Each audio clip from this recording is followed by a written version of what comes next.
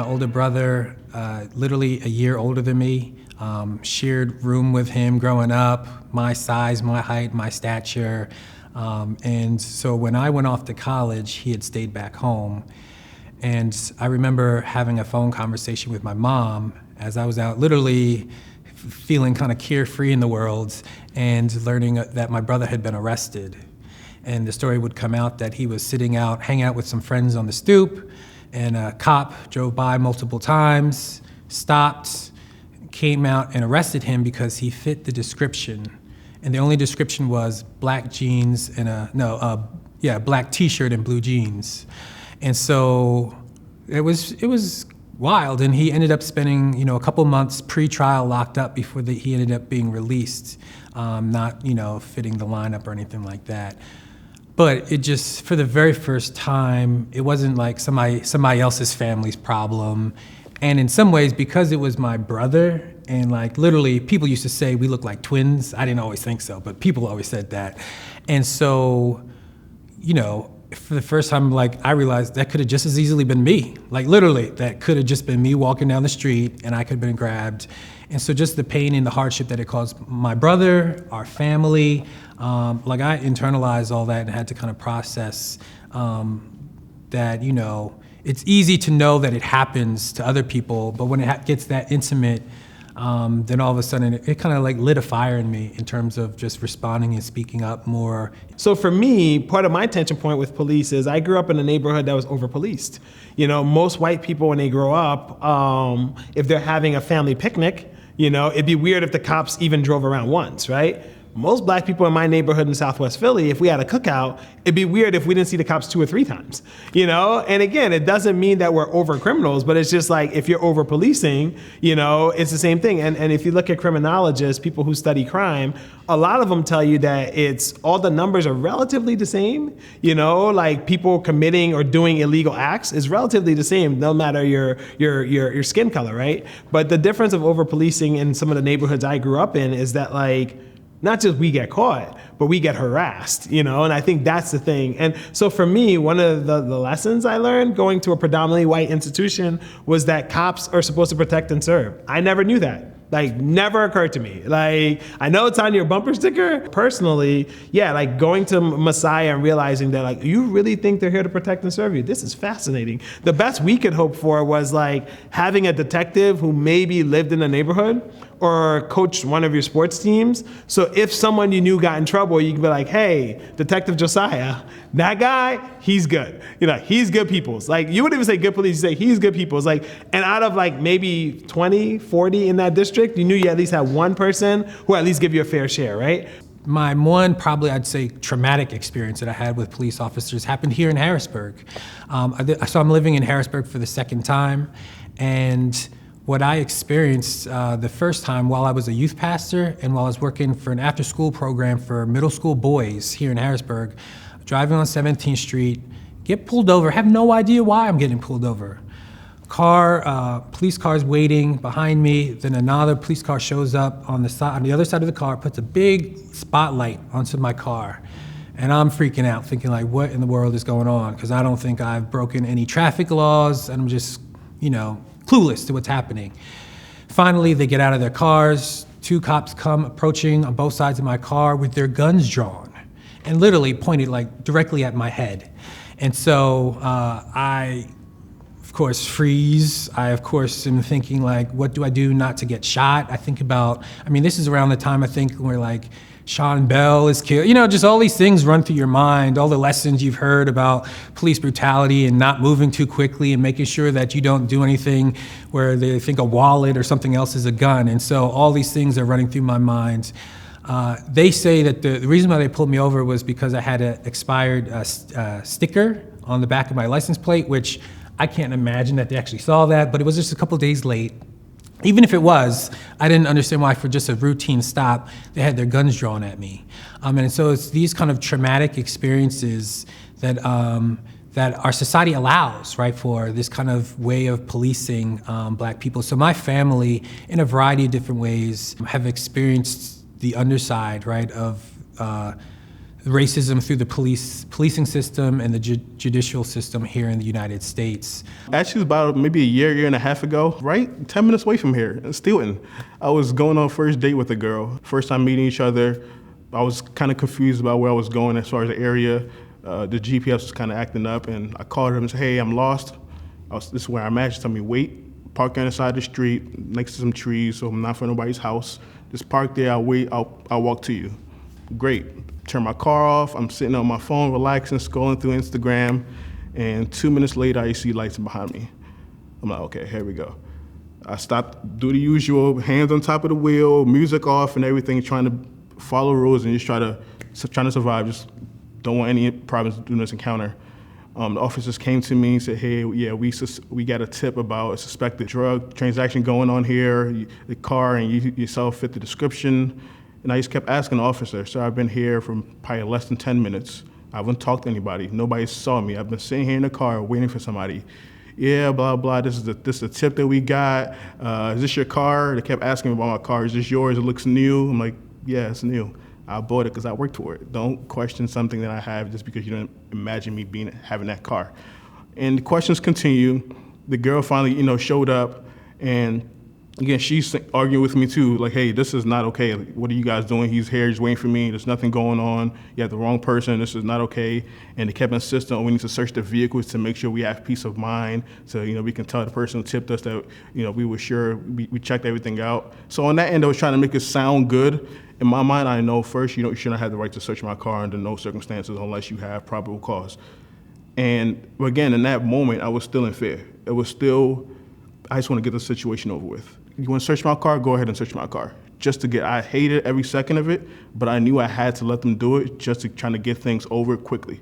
They searched my car, they found nothing, and they just left. And the entire time, I was trying to go on the dates. I'm trying to change the narrative, trying to get my mind correctly. But when I got home and I just kind of sat back and thought about it, it was scary because I know in that moment, why they was trying to search my car and I was being questioned about where I am and how did I get this car in my name, it's my correct ID. I'm like, why? For what reason? I was doing nothing wrong. I spoke to you, man to man. You asked me questions, I answered them fully with no hesitation, no issues, anything like that. But it's just that easy to fit the profile. It's that easy that you can be relaxed in the car, because the car is too nice and you're a black man waiting there, and some neighbors say they saw a drug transaction going on. When I have no encounters with anybody driving by, this is not my neighborhood, I have no friends here, and that happened. And I knew it could end up a whole different way. If I were to try to fight it, who knows? I don't want to incriminate anybody or say anything bad, but it's the reality of that encounter shouldn't be a scary one.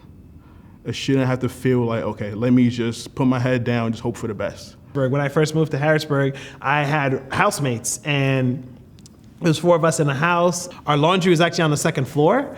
And I say that because I lived on the 3rd floor. And I remember I came down to change laundry and I heard pounding at my door. And first of all, this is on Green Street in the heart of Harrisburg's gentrification. They even changed the neighborhood and created a new neighborhood of Old Uptown, right? So not to excuse that I'm not on Allison Hill. That's not what I'm saying. I'm saying that this stuff finds you wherever you are, right? So I come downstairs and I see 4 police officers on my porch. At this time, I wasn't married. I had housemates. I was home alone doing laundry. And literally, I looked at them. I was just like, hello? Hey, can we come in? And I was just like, no, and that's part of my training and upbringing and the talks I got from older African Americans, older black people, is just you're not gonna let 4 police into your house, without anyone else to see and only them, you're just not gonna do it. So I was just like, no. And they're like, well, we have a call in for domestic abuse. And at the time, my understanding of domestic abuse was marriage, or a living girlfriend. I was like, well, that's impossible because I'm not married. They're like, well, this is the address they give us. I was like, no, you can't come in. I don't know if I had been listening to too much Jay-Z, right? I was just like, you can't touch my house. You can't come in. You can't do none of that, right? And literally a cop, one of the cops, and this is years ago, so I didn't get badge numbers or anything, because again, that's why I said earlier, with America, you'll get plenty of other opportunities. In this moment, I just didn't know what all to do except to not allow them in. And a cop literally reached for his gun. I was just like, are you sure? And I was just like, well, if you do that now, I'm sure, you're definitely not coming in, right? And I don't know where the boldness came from. It was probably just a survival mentality, survival mindset. And what happened, though, is that the cop then literally, like, one of their walkie-talkies went off, and they're like, hey, are you at 1918? And they said a different street number.